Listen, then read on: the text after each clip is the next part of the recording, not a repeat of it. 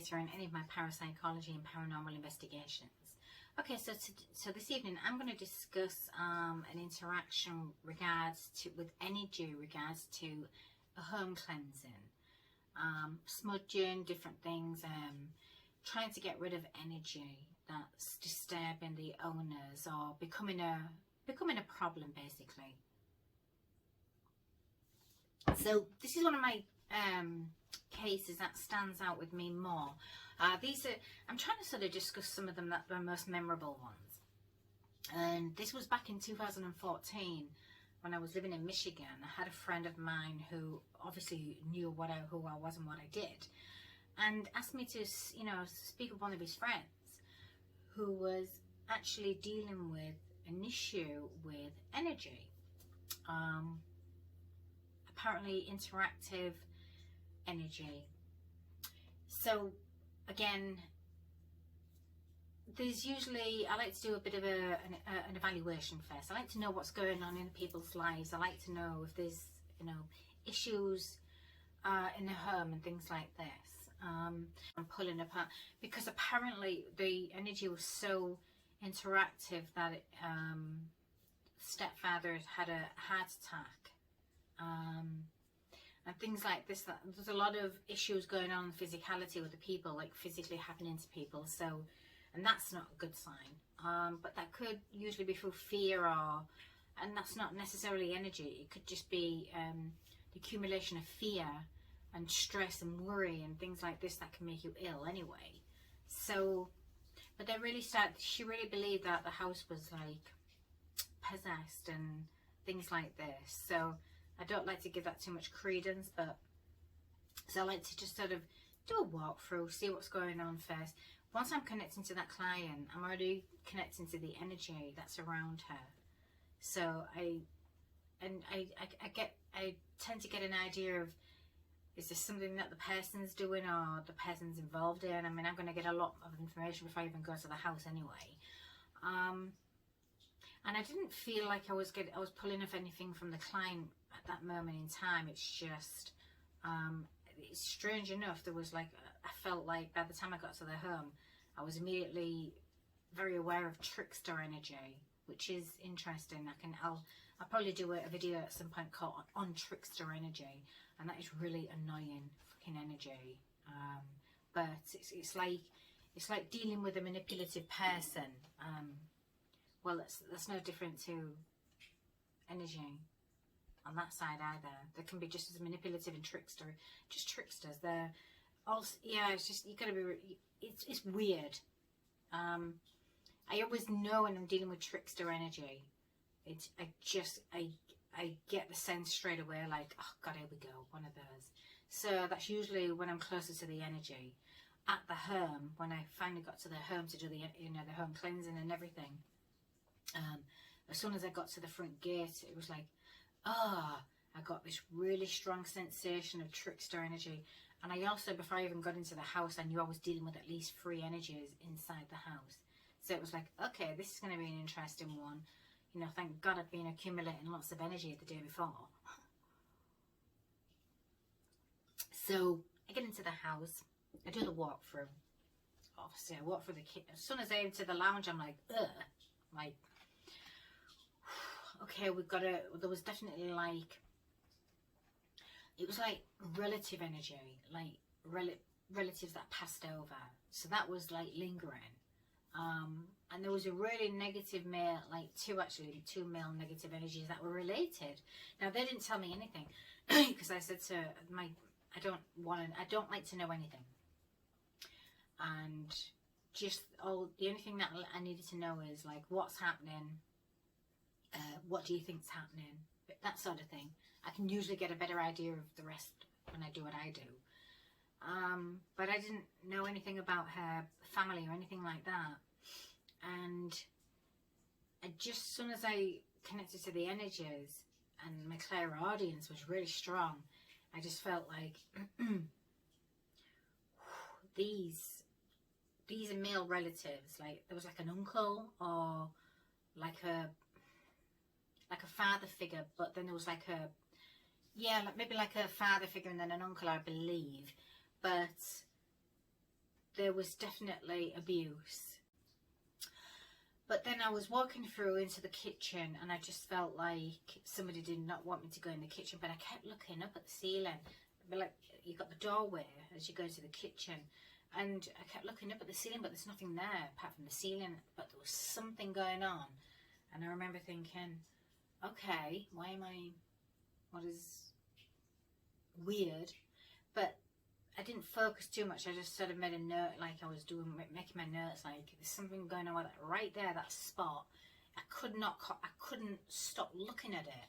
I felt like I felt like whoever goes into this kitchen is constantly being watched by somebody up there. It was a really strange thing, like kept making me look up.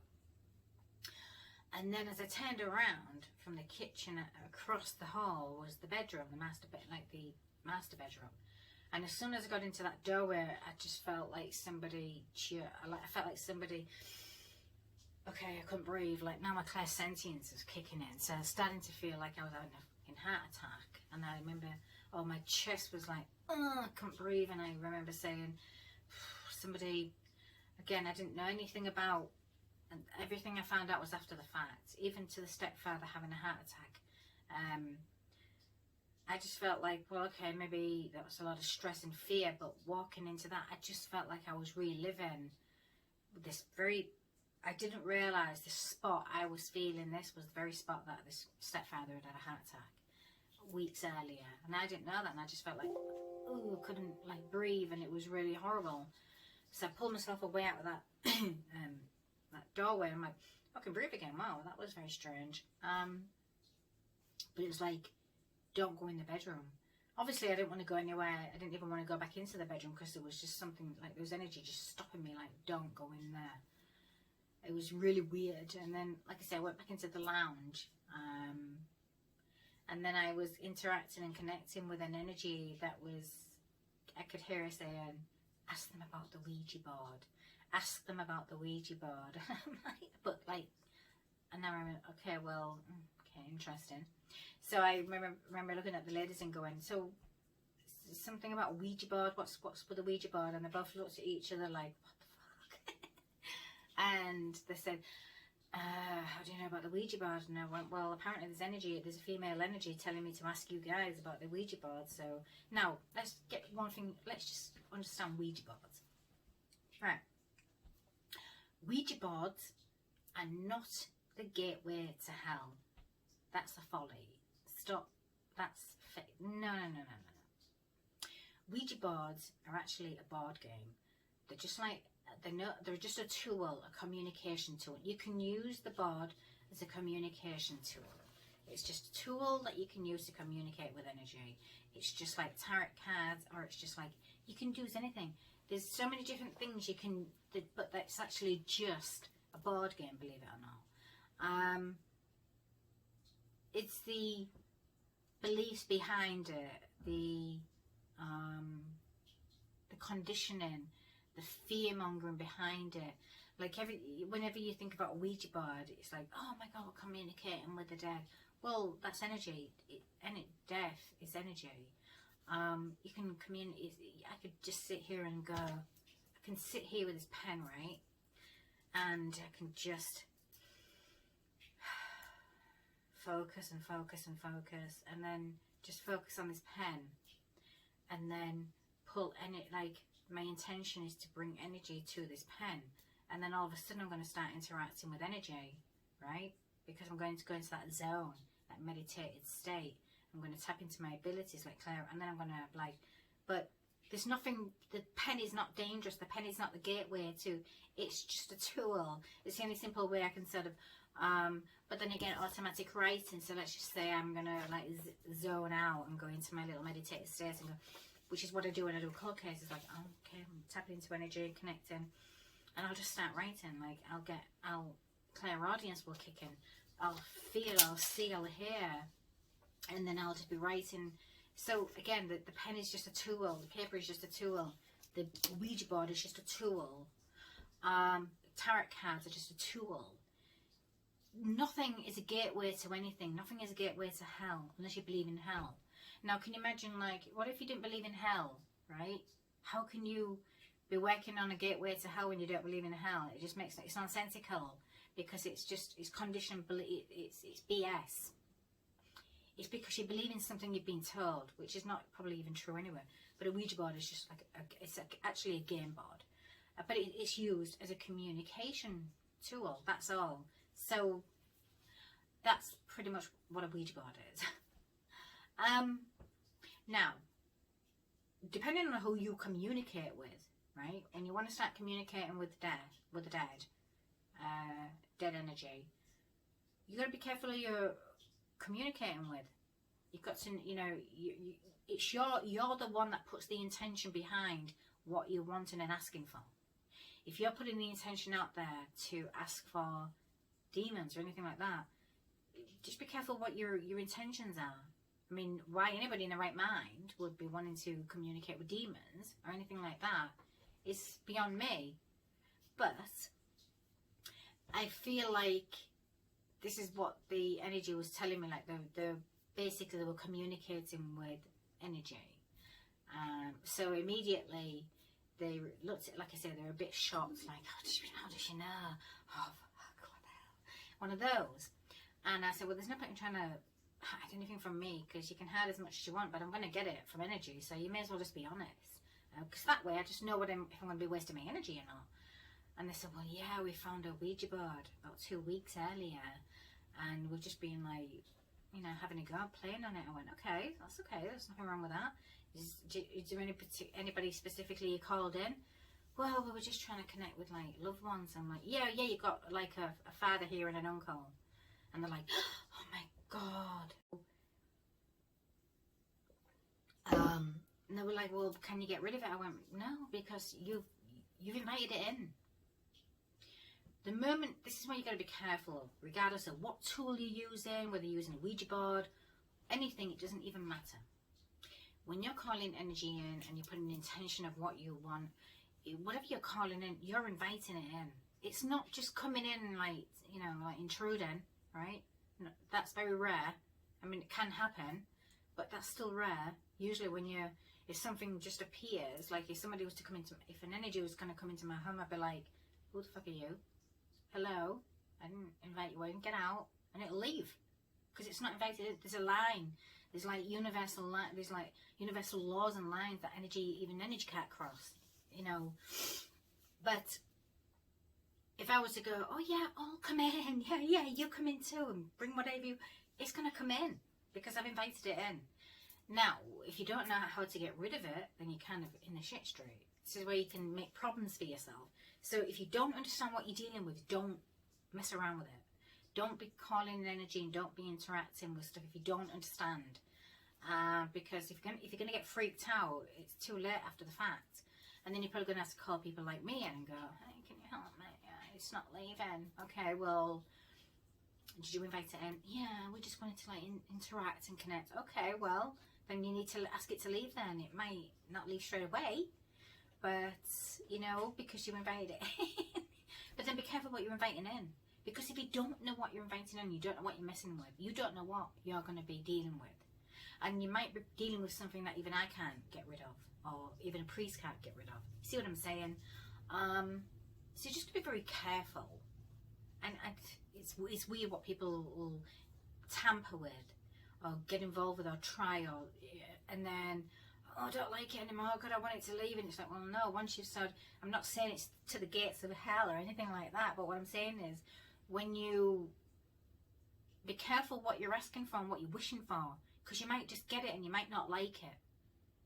So that's what it's like in the world of, energetic world of calling in energies. So that's pretty much what happened here. This past 2 weeks. But to be perfectly honest, I feel like the energy was there. I don't feel like the energy even left that house, to be perfectly honest. And it was just getting stronger and stronger. And then when they got this sort of Ouija board and they were messing around with it, or just like having fun with it, they were calling in other energies. So the house was just full of fucking energies, right? That they probably didn't even know. And it was just pulling on my energy. Like, it was really, I was starting to feel a bit like, God, I feel a bit exhausted. Because it was trying to connect to my energy field. And, so I said, well, the only thing I could do at that point was, I mean, I already did my smudging and everything, and it just felt like they weren't leaving because they needed the owners who'd invited them in to get them to leave. So then I had to explain how to tell them, like, you guys invited these energies in. Only you guys can ask them to leave. And that's the process. So, and then it was like, well, shall we just burn the house down? Will they just leave it? No, that's not how it works. You haven't asked them to, you haven't contacted or asked them to come into your home. You've basically invited them into your energy field, so now they're attached to your energy field. So it doesn't matter where you go, they're going to stay connected to you. See what I'm saying? So that's why you've got to be very careful about what you're inviting in.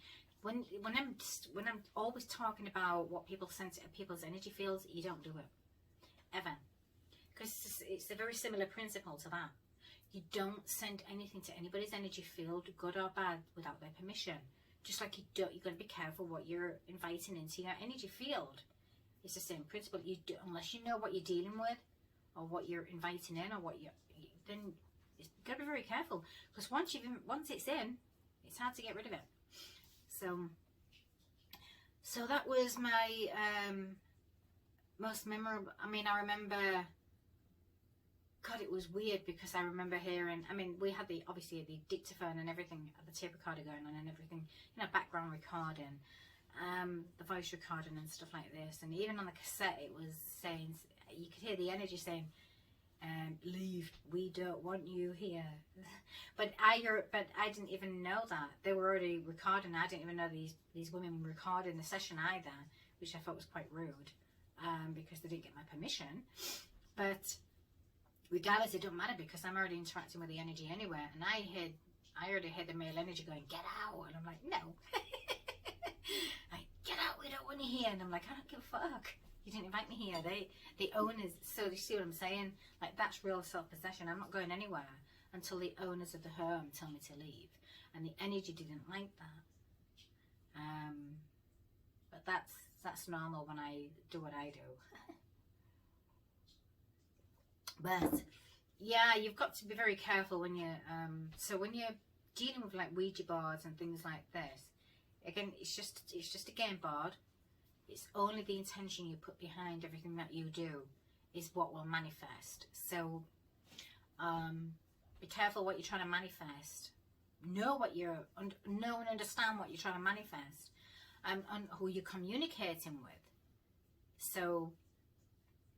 But again, you don't need to use a Ouija board either. You don't need to use a game board, and you don't need to use anything. If you want to connect to loved ones that have passed over, you can just do it by going to find a quiet space. Excuse me, that real nice quiet space, just basic meditation, quiet the mind, and then just go into a basic deep meditation and just ask the questions. Allow you, just make the intention, turn on my clairability, my clairaudience. So it's the hearing, and just ask the questions, and your higher self is going to give you the answers. Unless you're tapping into energy, and you're probably going to get the answers from theirs. But if your intention is to connect to a loved one, that's okay. But just again, be self-possessed, be strong-minded, be aware of what you're doing, understand what you're doing. Because once you start to turn it on, you might not be able to turn it off. That's the other thing. Now, for somebody like me, I can turn mine off. Like, if I don't want to deal with energy today, I'm closed for business. That's it. If I'm going to work on cold cases, I'm switching my abilities on. Like, I'm open for business, but I have a procedure. I do what I do, and then I'll start interacting with victim energy. So, but I can turn mine on. I can switch mine on and off like a switch button. When you don't understand, but I've been mastering mine for all my life, so I know what to do. Most people wouldn't know that. If you don't know, you might not like the level of chatter that you're gonna again invite in when it comes to connecting and really tapping into your clairaudience ability. you might get a bit spooked. So, but again, regardless of that, you don't need to fear it. You don't need to fear, and you don't need to be like, Ouija boards, the gateway to hell. No, it's not. It's just a board game. Probably watching too many movies. Yeah, so that's how I feel about that. It's just, but that's kind of, like I say, once it was interesting because the moment I was hearing the female energy telling me, ask them about the Ouija board. She was the energy was basically telling me that they'd already invited all of this energy in, that they now wanted cleansed out. But that was a lot harder for me to do that. Had I known ahead of time that they'd invited all this in, I would have, you know, probably said, well, I can give it a shot. Not waste so much energy, because why? They're not going to leave if you invite them in. So again, at that point, it's up to the people then to take that power back and go, okay, thanks for coming. We've invited you in. We've had a good time, but now it's time to leave, right? They've got to be the ones to ask them to leave. So, but yeah. And obviously, I'm going to counsel them on what to do, and but burning down your house, for the love of God, it's like, no. And the other thing that really sort of annoyed me too, that I found out after the fact, is they'd had paranormal investigators from a TV show come in, and it's like, are you serious right now? Had I known that ahead of time, because like, these are the things that we ask, but if they don't tell you the truth, you're going to go in slightly blindsided. Like, had I known that had interactions with different types of paranormal investigators long before me, like multiple ones, it's like, what the no.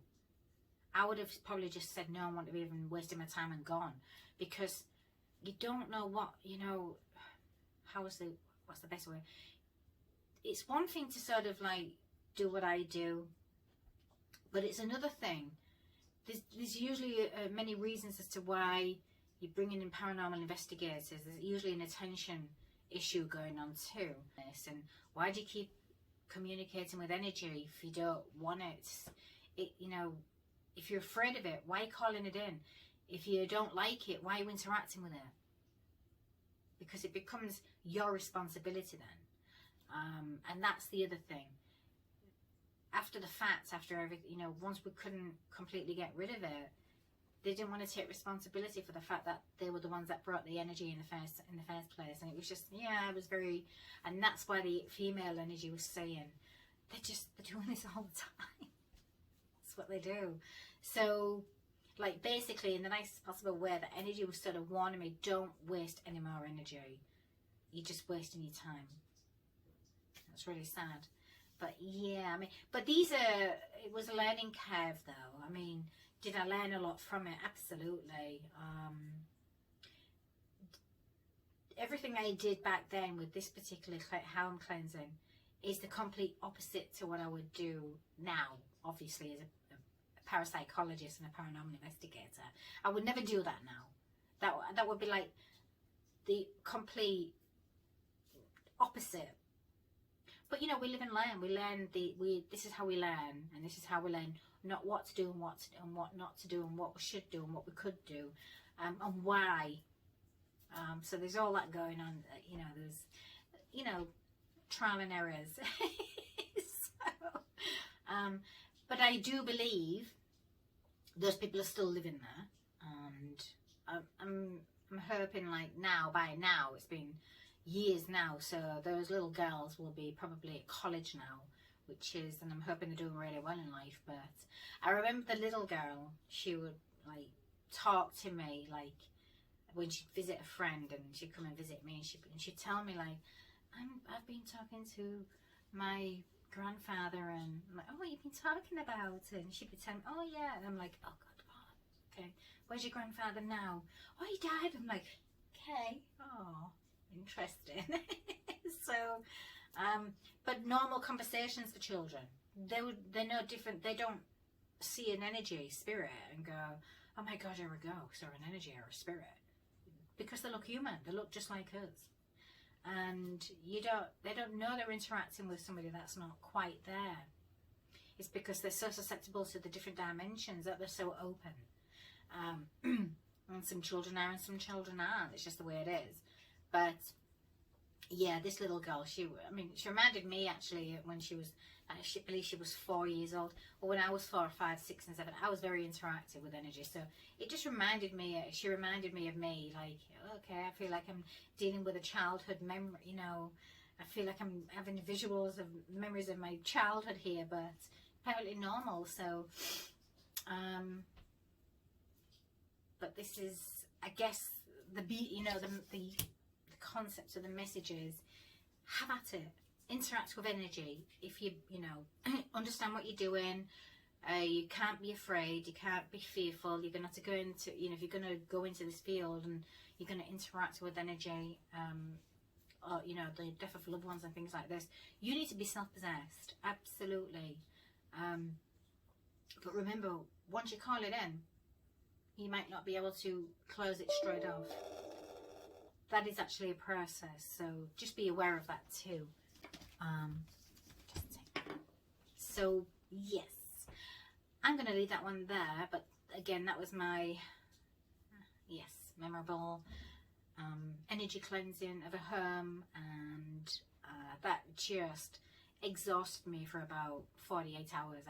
I didn't get out of bed for quite some time. I was exhausted, energetically exhausted. But these are the trials of life.